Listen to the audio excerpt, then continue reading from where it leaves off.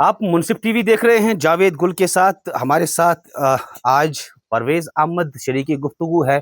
ये मुसाफिर मदीना है। मदीने का सफ़र इन्होंने साइकिल पर करने का इरादा रखा है और 8 मुल्कों का सफ़र ये सिर्फ साइकिल पर करेंगे और उम्रे की गर्ज से लोलाब जम्मू कश्मीर से निकला परवेज अहमद और उनके साथ दिल्ली तक जाएंगे ये नौजवान। दूसरा आपका नाम क्या है? आरिफ। एक फख्र की बात है जम्मू कश्मीर के लिए कि जम्मू कश्मीर में हमने ऐसे नौजवान जने हैं जो ये दम रखते हैं कि वो 8 मुल्कों का सफर साइकिल पर कर सकते हैं। पहले तो मुबारकबाद आपको। अनंतनाग पहुंच के लोगों ने वालिहाना इस्तकबाल किया आपका, कैसा महसूस कर रहे हैं आप? जी, पहले तो सब देखने वालों को अस्सलाम वालेकुम वरहमतुल्लाहि वबरकातुहू। अगर लोगों के प्यार की बात करें तो जब से मैंने घर से सफ़र स्टार्ट किया था तो मुझे ये दिमाग में नहीं था कि इतना लोगों का प्यार मिलेगा। फिर जब मैं सड़क पे चढ़ा तो फिर हर जगह पे लोगों का इतना प्यार मिला कि मैं बयान नहीं कर सकता। अगर मैं अनंतनाग के लोगों की प्यार की बात करें तो आप अभी देख सकते हैं कितने लोग अभी यहाँ पे आए हुए हैं। तो बस यही लोगों से दुआ की जाती है कि मेरे लिए दुआ करें ताकि मेरा जो ये सफ़र है वो बआसानी से मुकम्मल हो जाए। इंशाअल्लाह अल्लाह तबारक व तआला ने चाहा तो अगर जब मैं मदीना मुनव्वरा या मक्कातुल मुकर्रमा पहुँचूँगा तो इंशाअल्लाह अपने पूरे कश्मीर के लिए, अपने पूरे हिंदुस्तान के लिए, बाकी अपने पूरे कश्मीर के बहन-भाइयों, अपनी माँओं, अपनी बहनों के लिए इंशाअल्लाह जाके वहाँ पे ज़रूर ख़ुसूसी दुआ माँगूँगा। उम्रे के लिए लाखों लोग जाते हैं हर साल, बाई एयर जाते हैं। आपने साइकिल ही क्यों चुना? आपने क्यों इरादा किया कि मैं साइकिल पे उम्रे के लिए जाऊं? जी, बिल्कुल। असल में जो मेरा ये सफ़र होने वाला था, ये होने वाला था 2023 में। फिर कुछ हेल्थ इश्यूज़ आ गए, जैसे कि मेरा लेग जो है वो फ्रैक्चर हो गया था। फिर तकरीबन 6 महीने एक ही जगह पे था, तो फिर उस कारण मैं उस टाइम ये अपना सफ़र जो है वो तय नहीं कर पाया। फिर अल्लाह तबारक व तआला ने जब मुझे दोबारा फिर सेहत बख्शी, तो उसके बाद इंशाअल्लाह फिर मैंने जो है साइकिल की थोड़ी बहुत प्रैक्टिस की। उसके बाद इस रमज़ान में हर दिन उठ के तहज्जुद में अल्लाह तबारक व तआला से दुआ माँगी, "ये परवरदिगार, जो मेरा उम्रे का सफ़र है, जो साइकिल पे जाने का, उसे कबूल फ़रमाए।" अल्लाह तबारक व तआला ने शायद उन्हीं में से कोई दुआ कबूल कर दी और मुझे अपने घर से बुलावा भिजवा दिया। 8 अलग-अलग मुल्कों का आप सफ़र कर रहे हैं, तो इस बीच दस्तावेज़ात वग़ैरह या दूसरी ज़रूरी जो फ़ॉर्मेलिटीज़ होती है, क्या मुकम्मल हो चुकी है? जी, बिल्कुल। अगर दस्तावेज़ की बात करें तो अभी फ़िलहाल 2 मुल्कों का वीज़ा मेरे पास आ चुका है।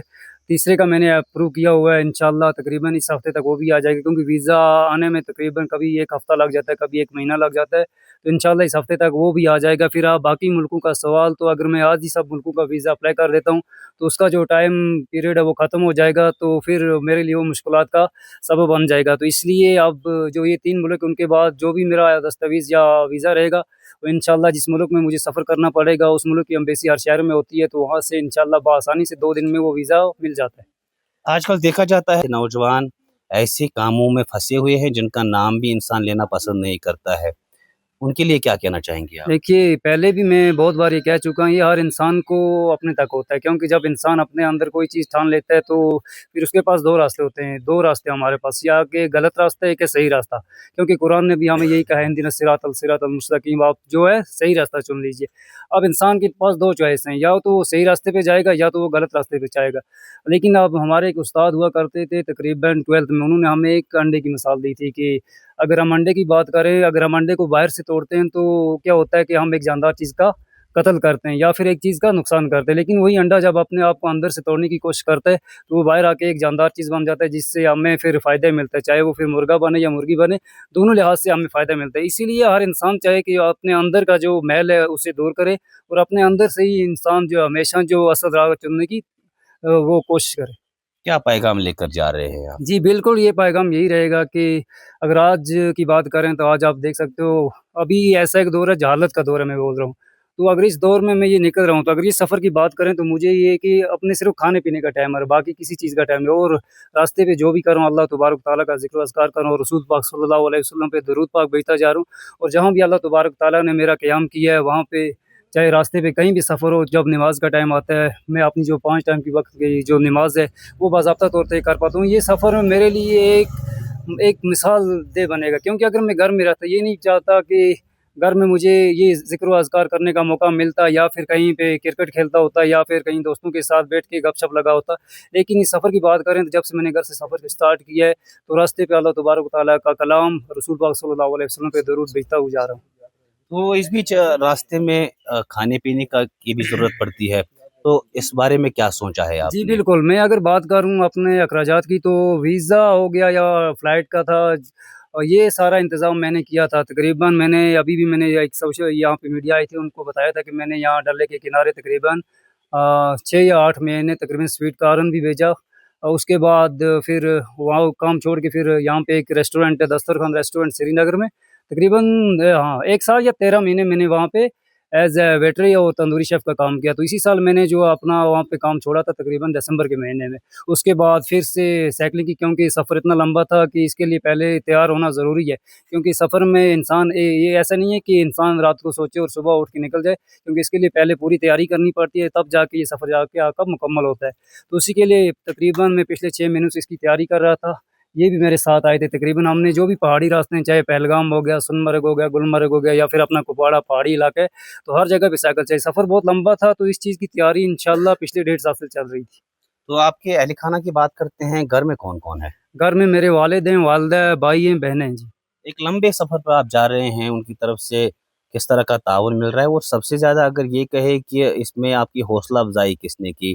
आपकी वालिदा ने या फिर आपके वालिद साहब ने? जी, पहले तो मैं बता दूँ मैं पिछले तकरीबन विंटर जो हमारे आए थे, उसी दिन से मैंने अपने घरवालों को कहा था कि मैं इंशाअल्लाह इस साल जो अपना उम्रा वो साइकिल पे करूँगा। तब घरवालों को ये यकीन नहीं था, उन्होंने सोचा शायद ये ऐसे ही बता रहे हैं। फिर इंशाअल्लाह जब मैंने अपने वीज़ा इस बार ये अप्लाई किए, तो जब मेरे पास 2 मुल्कों का वीज़ा आ गया तो फिर तकरीबन सफ़र शुरू करने से 3 दिन पहले मैंने एक स्टोरी डाली थी कि मैं साइकिल पे उम्रा करने जा रहा हूँ। उसके बाद आप यकीन माने या ना माने 3 दिन मैंने अपनी वालिदा को जो रोते हुए देखा था। फिर उसके बाद उनको तसल्ली दी, फिर माँ ने दुआएँ दी, फिर जब इंशाअल्लाह कल मैंने 10 तारीख को अपना सफ़र स्टार्ट किया, अपने वालिद की, अपनी वालिदा की, अपनी बहन-भाइयों, अपने जितने भी रिश्तेदार थे, जितने भी वहाँ पे मेरे करीबी रिश्तेदार या दोस्त थे, सबने आके मेरी हौसला अफ़ज़ाई की और मुझे अच्छे तरीके से घर से रवाना किया। एक आखिरी बात जानना चाहूँगा, अब मदीने पहुँच के आप उम्मत मुस्लिमा के लिए और बिलख़ुसूस हिंदुस्तान के लिए क्या दुआ करेंगे? बिल्कुल, उम्मत मुस्लिमा के लिए भी दुआ की जाएगी, बिलख़ुसूस अगर अपने वतन की बात करें, हिंदुस्तान की बात करें, तो यहाँ जितने भी लोग हैं, उनके लिए इंशाअल्लाह अमन और शांति के लिए दुआ करें। क्योंकि हमारे अभी हिंदुस्तान मुल्क के थोड़े मसले-मसाइल हैं, वो थोड़े अभी अगर आज की बात करें, थोड़े हालात यहाँ पे नासाज़ हैं। तो इंशाअल्लाह सबसे पहले हिंदुस्तान के लिए यही दुआ की जाएगी कि अल्लाह तबारक व तआला हमारे मुल्क हिंदुस्तान में अमन और शांति का माहौल कायम करे।